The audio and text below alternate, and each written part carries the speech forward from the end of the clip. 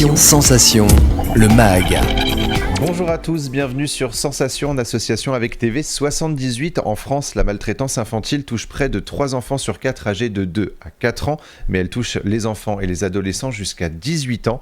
En plus de la lutte contre le harcèlement scolaire, l'association Les Maltraitances Moi J'en Parle développe des actions de formation et de prévention tout au long de l'année.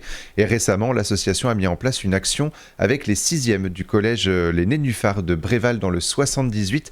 Pour en parler avec nous, je suis aujourd'hui avec Nathalie Cougny. Vous êtes présidente de l'association. Bonjour. Bonjour Jessie, merci de m'accueillir.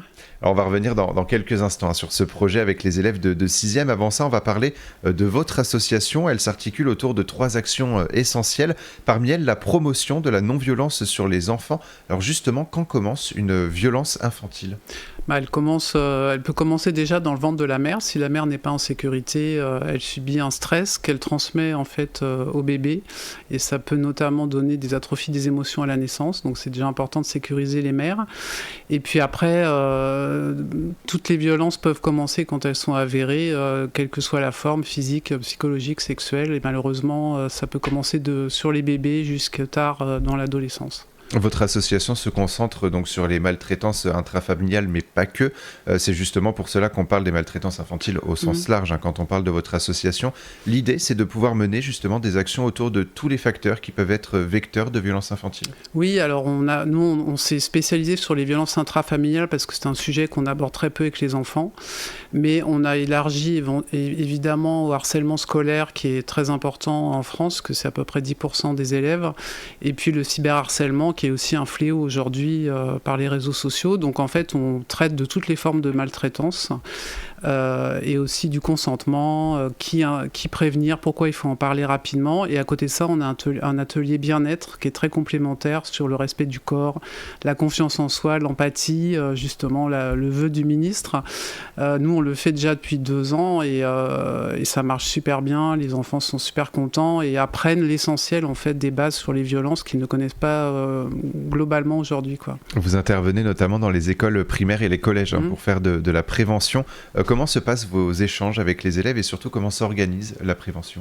En fait, on a donc 2 ateliers, on prend 2 classes en même temps, donc du CE2 à la 5e jusqu'à présent, bien qu'on ait des demandes dès la maternelle jusqu'en lycée. Et puis on travaille, c'est très interactif, on fait beaucoup participer les enfants. Et d'ailleurs, comme ils sont relativement concernés dans la majorité, en tout cas par au moins une forme de violence, l'année dernière c'était 24% des enfants qu'on avait rencontrés sur plus de 3500 enfants. Donc en fait on les fait déjà parler, on leur pose des questions, en fait c'est eux qui font vivre la séance sans s'en rendre compte, même si c'est très cadré.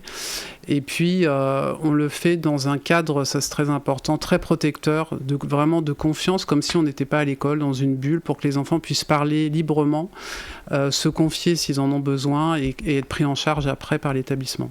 Et le 20 novembre 2023, à l'occasion de la Journée internationale des droits de l'enfant, vous avez sorti le clip Maltraitance, c'est fini, un projet mené avec les élèves de 6e du collège Les Nénuphars de Bréval dans le 78. Comment a pu être mis en place cette action ? Alors on aimerait bien que ce soit fini. Malheureusement, tous les ans, les violences augmentent sur les enfants. Donc c'est vraiment un fléau dont il faut vraiment prendre conscience chacun à notre niveau, la société, les politiques, tout le monde. Alors en fait, j'avais rencontré Emma Domas lors d'un événement à qui j'ai demandé si elle voulait être marraine de l'association, ce qu'elle a accepté tout de suite, et on était très très contents, et elle a eu l'idée de faire cette chanson parce qu'elle voulait aller sur le terrain. Et puis nous, comme on est toujours en faveur de faire participer les enfants dans tous nos projets finalement, eh bien cette chanson s'est montée naturellement avec les enfants. On a choisi Bréval puisque c'est notre premier collège où on est intervenu quand on a créé l'association, et on revient tous les ans. Et donc elle est venue tout au long de l'année scolaire de l'année dernière pour faire des ateliers écriture, composition avec les enfants, les élèves de 6e et la classe musique. Et ça a donné cette merveilleuse chanson qui, j'espère, va vivre longtemps et faire prendre conscience de l'importance des enfants et des maltraitances. Donc finalement, que ce soit pour vous ou pour Emma Domas, l'essentiel c'était de faire participer les élèves à ce... C'est primordial que ce soit les enfants qui écrivent. Ce sont leurs mots qu'elle a après remis en forme, on va dire, mais ce sont vraiment leurs mots. Et ça montre encore une fois, comme lors de nos séances, que les enfants ont des choses à dire, ont des messages forts, qu'ils vivent des choses qui leur font du mal pour certains, ils veulent le dire et ils veulent que ça s'arrête. Et je crois que cette chanson, elle témoigne pleinement de ce message positif aussi, malgré tout, pour tous les enfants. On va justement écouter un extrait de Maltraitance, c'est fini, et on poursuit juste après. Quand je me fais frapper, mes paroles sont nouées, mon avenir gâché, je rêve d'y remédier. Oh ouais, oh ouais. Quand je vois qu'il va mal, ça me rend vraiment pas. Nous sommes que des enfants, on est tous innocents. Oh ouais.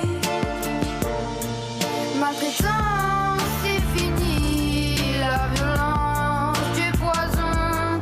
Le faire, c'est interdit, le dire, c'est la solution. Oh ouais.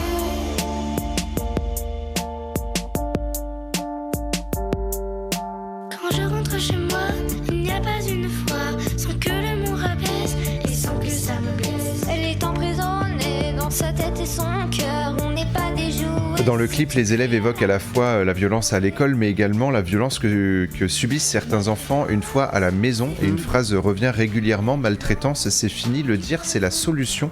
Alors comment faire comprendre à des jeunes qui sont bien souvent enfermés dans cette idée que les gens ne vont pas les croire, qu'ils décevront leurs parents ou qu'ils passeront auprès de leurs camarades pour des balances, que le dire, c'est justement la bonne solution? Alors il y a deux choses essentielles qui sont le but de notre association. C'est d'une part sensibiliser les enfants, ça c'est primordial parce qu'aujourd'hui ils n'ont aucune connaissance quasiment des violences.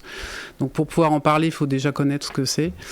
Et deuxièmement, ce qui est essentiel, c'est la formation des professionnels, des enseignants, donc ce qu'on fait aussi, puisqu'on voit bien à travers nos formations qu'il manque beaucoup de connaissances et de repères pour identifier les enfants et comment en parler avec eux. Donc ça, c'est primordial. Il faut que ça... D'ailleurs, c'est une volonté du nouveau plan de lutte des violences faites aux enfants de Charlotte Cobel actuellement.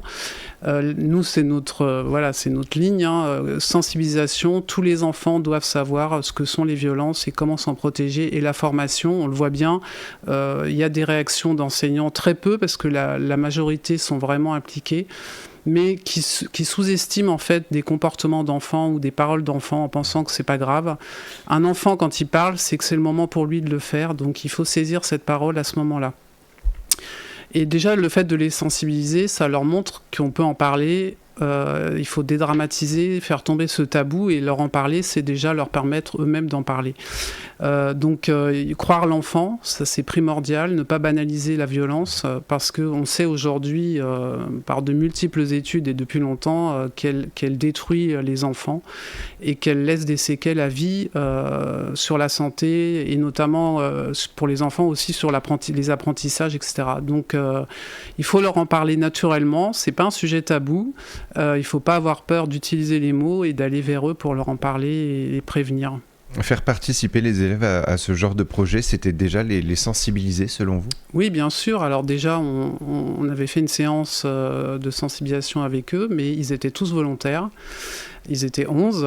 Un peu plus pour l'écriture, les ateliers écriture, mais ils sont acteurs de cette vie, donc ils ont une place. On a tendance à oublier que les enfants sont des personnes à part entière, qu'ils ont des droits. Hier, c'était la journée internationale des droits de l'enfant.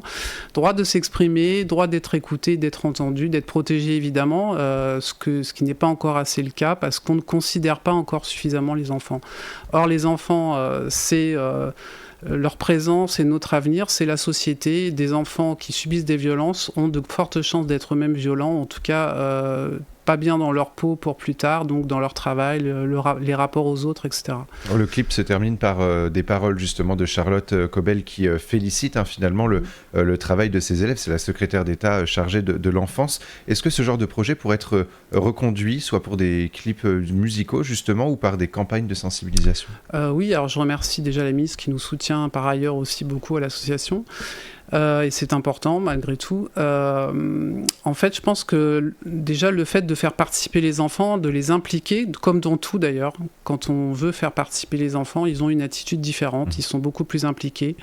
Donc le fait de leur proposer ce projet qu'ils ont accepté tout de suite, forcément les rend acteurs, ils vont en parler autour d'eux, ils vont diffuser, ils sont très fiers d'avoir participé à cette chanson vraiment, et nous aussi, et on les remercie encore d'ailleurs. Et on suivra justement vos prochains projets. Merci beaucoup Nathalie Cougny d'avoir été avec nous sur Sensation pour signaler un enfant disparu ou maltraité. Un numéro gratuit existe, c'est le 119. Pour plus d'informations, on peut se rendre sur le site les-maltraitance-moij'enparle.fr.